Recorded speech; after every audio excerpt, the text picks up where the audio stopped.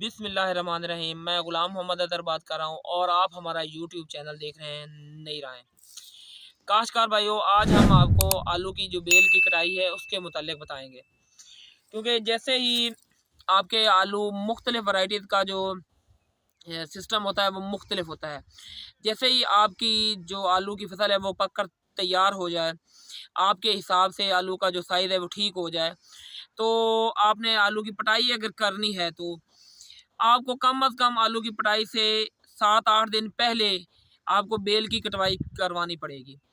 आजकल एक नया सिस्टम भी आ गया है कि ऊपर से एक रोटावेटर बनाया गया है, वो आलू की जो बेल है उसकी कटाई कर देता है। वो इस्तेमाल कर लें या लेबर से आलू की बेल की कटवाई करवा लें। जैसे हम कटवा रहे हैं, आपके सामने देख सकते हैं कि लेबर लगी हुई है। तो ये जब आलू की बेल को हम काट लेंगे, बेल काटने के बाद जो आलू को ऊपर से खुराक होती है वो बंद हो जाती है, तो आलू का जो छिलका है वो पक्का हो जाता है। जब आलू का छिलका पक्का हो जाता है तो जब बाद में आपको इसको मशीन के ज़रिए पटाई करते हैं तो आलू का जो छिलका है वो ऊपर से उतरता नहीं है।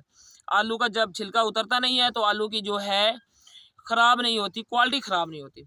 तो इसलिए आलू की क्वालिटी को ठीक रखने के लिए और आलू बेहतर रेट पर मार्केट में फ़रोख्त करने के लिए आपको आलू की पटाई से कम अज़ कम 5 से लेकर 10 दिन तक पहले आपको बेल की कटवाई करवानी पड़ेगी। इसलिए हमारे जौन से काश्तकार हैं जिनके आलू 100 दिन पर, 105 दिन पर, 110 दिन पर हो चुके हैं, तो वो अपने आलू के जो बेल है उसकी कटाई करवा दें, ताकि आपके आलू का जो छिलका है वो पक्का हो जाए और बाद में जब आप इसकी पटाई करें तो आपके आलू की क्वालिटी ख़राब ना हो और आपका जो आलू है वो बेहतर रेट पर मार्केट में फ़रोख्त हो। इस वक्त आलू का रेट अच्छा चल रहा है, आलू की एक्सपोर्ट भी जारी है। तो आप सब लोगों से इल्तमास है कि अपनी सूरत हाल देख कर, क्योंकि पाकिस्तान के हालात भी इस तरह के ही चल रहे हैं, तो कोशिश करें कि अपने आलू को फ़रोख्त करें और जिन लोगों के पास ताकत है वो अपना आलू स्टोर करें।